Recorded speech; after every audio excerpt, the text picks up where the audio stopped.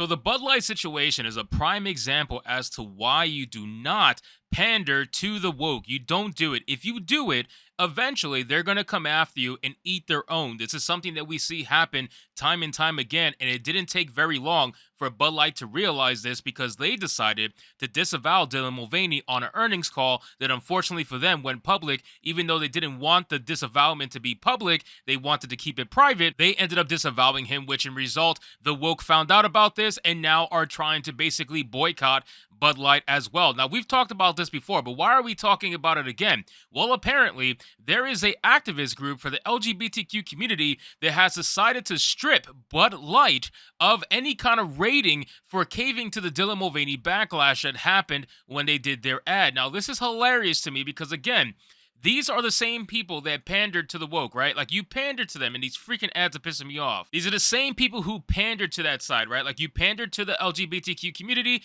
and in turn, they decided to walk away from you, like they always do 9 times out of 10. The moment you say anything that goes against the grain that they don't agree with, you are basically canceled to them, and they try to remove you. So we're gonna get into this article, guys, but of course, before we do, consider giving this video a like so you can push us out into the YouTube algorithm, and consider subscribing because we're trying to make it to 18,000 subscribers before the end of the month. It says Bud Light maker stripped of LGBTQ plus rating for caving to Dylan Mulvaney backlash. This is written by Jessica Goyen, I have no idea, from USA Today. It says the nation's largest LGBTQ plus advocacy group is taking action against Anheuser-Busch over its handling of the conservative backlash to trans influencer Dylan Mulvaney, accusing the multinational beer company of caving to political pressure. Now, my biggest issue with this, whenever they talk about the backlash, they always try to make it a conservative thing because that's the simple mindset. Like that, if you have a simple brain, that's how someone with a simple brain sees this situation. Obviously, it's not just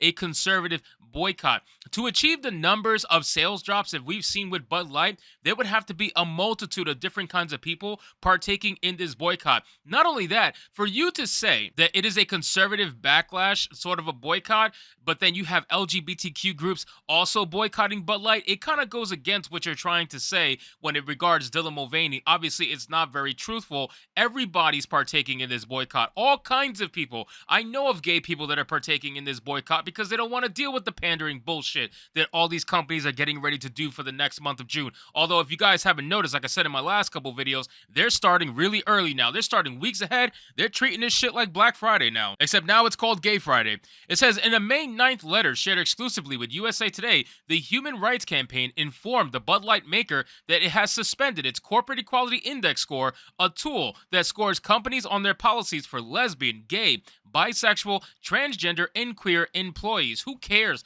Like, why are you basing who someone sleeps with for employment in a corporation that has nothing to do with sex whatsoever? Like, why do I care what someone does in their bedroom when I'm trying to hire them to work for a beer company? How does that have any relevance to the position or the job at hand? It doesn't. Like, you forcing people to hire LGBTQ people who aren't necessarily right for the role, you're forcing them to do that, and that's why we're in the situation that we're in currently, where we have such a terrible workforce out there that everybody just is in positions that they shouldn't be. People don't get hired anymore based on their merit or their experience. They get hired based off of what they can bring to their diversity scores. It's ridiculous.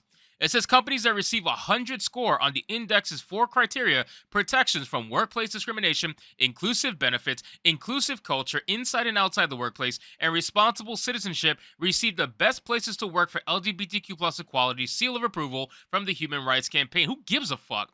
Who cares? Like, why would that even be a thing? Why would that even be a thing? Unless you're working for a company that specifically targets those kind of people, why would that even be a thing for someone to care whether or not they have a seal of approval? I don't give a shit. Like, seriously, are you paying me money? Are you paying me good money? Like, that's all I care about when I go on an interview. I don't know about you guys, but I guess everybody's different. It says Anheuser-Busch, which had a score of 100. Really? They had a score of 100. Wow. Has 90 days to respond, or the organization will consider docking its score, the Human Rights Campaign told the company in the letter. Imagine thinking you have this much power over a company. But you know what's the funny thing? I guess they do. Because that's the whole reason why ESG is a thing, right? They have all this power over these companies because these companies fold to try to get that beautiful ESG dollar by doing their diversity, equity, and inclusion hiring. And now we just have another example of this. So this company is literally trying to hold Anheuser Anheuser-Busch by the throat, saying, you have 90 days to respond to us, otherwise we're going to try to screw you publicly. They're essentially ransoming them. It's ridiculous. It really is. Anheuser-Busch did not respond to requests for comment on the Human Rights Campaign's letter, but said it has an employee resource group that supports LGBTQIA+ employees. Our ERGs are intended to be a safe space for those who identify with a given community and those who wish to be allies, the company said in the email. Now, here's the thing, though. This is what drives me absolutely insane. So this company apparently had a score of 100, right? Which I guess is their top score. That's the score that enables you to get the seal of approval. So all this time, this company has been gay enough to get a seal of approval from the Human Rights Campaign. And the moment you come out and said one thing that goes against their ideology, just one thing, all of a sudden they want to completely take it away from you. They want to dock you or potentially take you completely out of it and screw you royally in the public eye. This is their goal. This is not trying to be more inclusive. This is trying to get you to bend the knee and become submissive to the ideology. It's basically a religion at this point. It says the trouble began last month when Mulvaney posted a video to his Instagram account promoting a Bud Light March Madness contest. The video featured a photo of a promotional Bud Light tall boy with Mulvaney's face on it. What followed was a torrent of criticism for the political right, with conservatives calling for boycotts of Bud Light and Kid Rock releasing a video in which he destroyed cases of Bud Light with an assault weapon. Oh god, I love the way they write these articles, man. They all use like certain buzzwords that are there particularly to try to garner some sort of reaction, right? Assault weapon. Oh my god. Conservative, super evil right wing, you know what I mean? Like they always try to do this. And like I said before, this is not a right-wing boycott anymore. Even if it might have started off that way, it is now a global boycott. People are fed up with this shit. The numbers prove it. The drop in sales prove it. Every single state is down, like I mentioned in my last previous videos, and I'm reporting on this nonstop because not only is it good for the channel, but I enjoy trashing these fucking companies. These companies deserve everything that's coming to them, and we need to make sure we keep it up and keep doing what we're supposed to be doing, because again, these companies are supposed to be trying to sell products to customers, not trying to make political statements. Unless you are a politically based company, why are you getting involved in politics? It makes no sense. I don't give a shit if you support the right or the left. If you're trying to sell beer, you should just sell beer. That's all you should be focusing on. Sell some freaking beer, and that's it. But unfortunately, they hire VPs of marketing from out of college that all of a sudden think that they know how the world works, and they want to pass off their indoctrination onto other people, and they very quickly realize that's not how the real world works.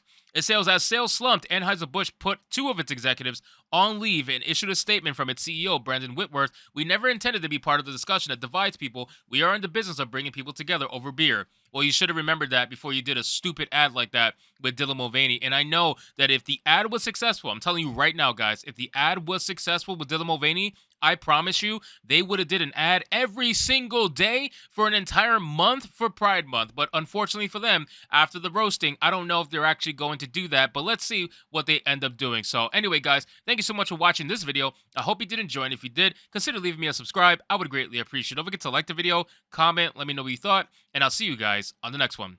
Hypnotic out.